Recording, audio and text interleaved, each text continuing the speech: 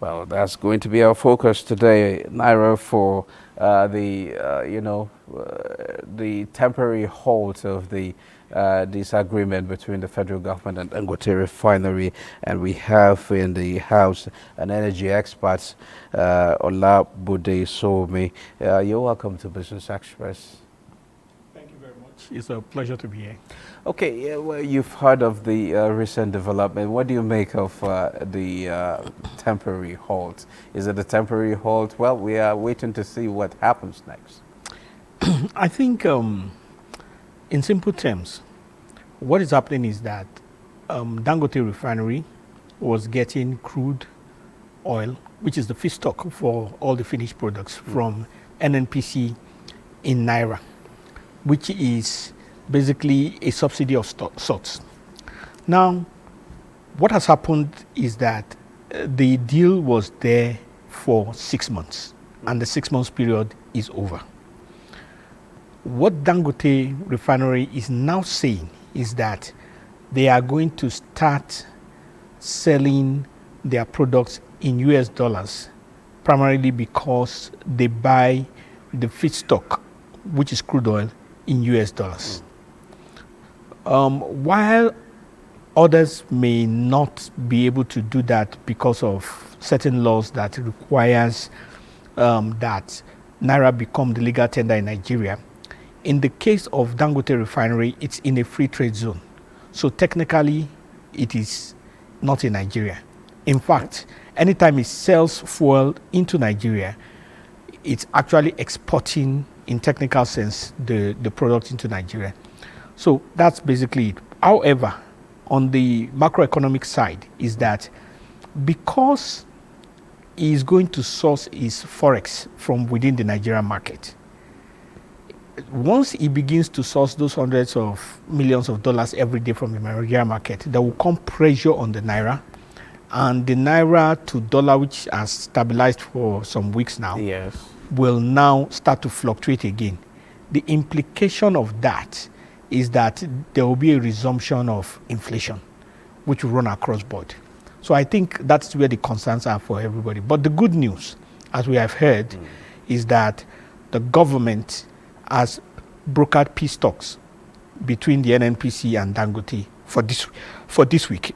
So I'm certain that common sense will prevail at somewhere along the line, and everybody will be better why and is happier it for there's it. always an issue between Dangote and the NNPC and things like that? Why should we have agreements that should run beyond the 6 months we just saw? Because we actually need the stability of the Naira, and we have seen relative stability in the FX market, and which is actually a good thing. Dangote is ours as a local refinery. Why can't we see a more prolonged agreement between these two parties, so that Nigerians won't have to worry about, okay, the Naira plunging, and things like that? So it's basically a number of things. There's a culture clash.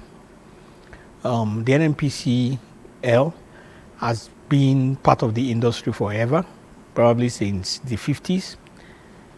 Dangote is a new entrant, so Dangote's way of doing things is a bit different. There is also personality clashes between his own personality and the personality of the stakeholders in the industry.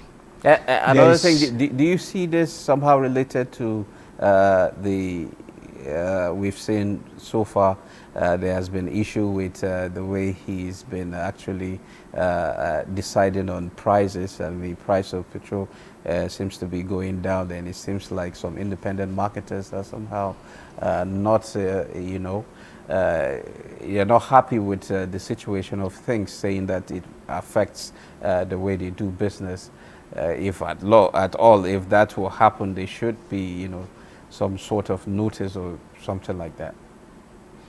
Yeah, so they are related, but they are not the same thing. Okay.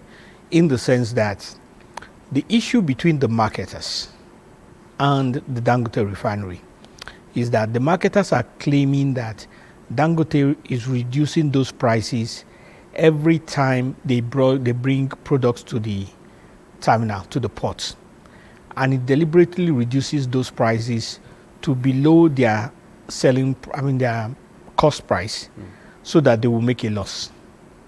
That is the claim. So it's called predatory pricing in economic regulation. That is what those marketers are claiming. There are those who say that because we have a refinery, there should not be anybody importing. But those are discussions for a more robust circumstances by a number of people, because both sides have their merit and demerit. There is the issue of energy security, which people may not know so well, because if 80% or 90% of our product comes from one particular source, what happens if that source gets angry or something happens and it closes its factory? It means the whole nation is held to ransom. So the idea that one person cannot hold the whole nation to ransom is the concept of energy security. And it doesn't have to necessarily be by one person. It can also be by foreign interest and all that. So all the potential and possible scenarios where the nation can be held ransom by a particular body is the things that are contained in energy security. But for reasons, best known to them, there are those who support the Dangote refinery who do not agree to that concept of energy security. So like I said, the discussion and the argument is back and forth. And sometimes you need to listen a number of times to some school of thought to properly understand it. You talk about energy security. What's preventing full reliance on local refineries? There's nothing preventing full reliance on local refinery from the point of government. What is presenting it now is capacity. So even all the refineries at full capacity does not produce all the petrol that we need. So you have to take some from other places as well. It's also important to note that nationalism, that's the concept of what people call patriotism here.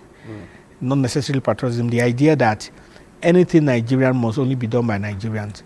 If we ban and totally stop importation, one of the implications is that other nations too can totally decide not to buy our own exports. But as long as you are a part of this universe, as a part of the world, you are going to have to import, you are going to have to export, and you are going to have to produce locally. The idea of the free market is that all the major forces, all the major principles that can do a sustainable business will be allowed to do their business, which in this case will be Dangote, will be the marketers, will be Ipman, will be, everybody. And then let everybody naturally find their balance. So we should reduce importation to a minimum, but the thinking cannot be totally eliminating it. Because as long as we are a signatory to the World Trade Organization concept, we cannot have... so we cannot do the Trump way. There is no evidence even in the US that the Trump way has succeeded. Okay.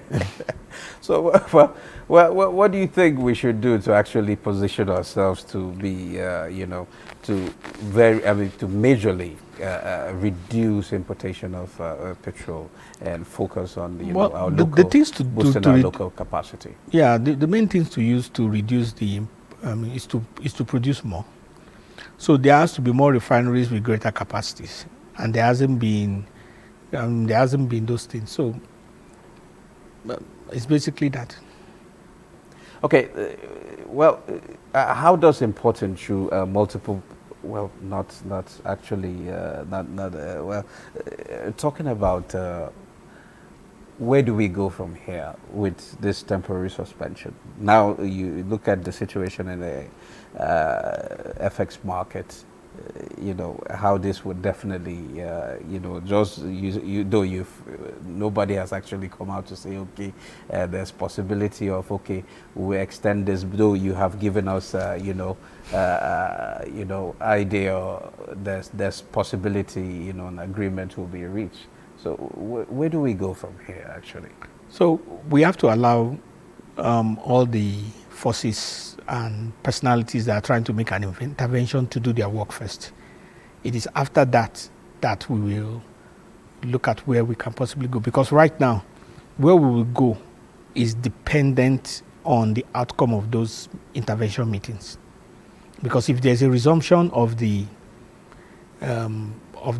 crude for dollar trade deal, it means everything goes back to the normal as it is today. If there isn't, it means that there will be options that will be considered. Whichever way, all of that will be decided in that meeting. Okay.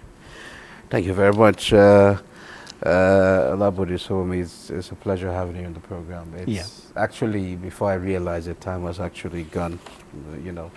Thank you very much for sharing your thought with us. The pleasure is all mine. Okay.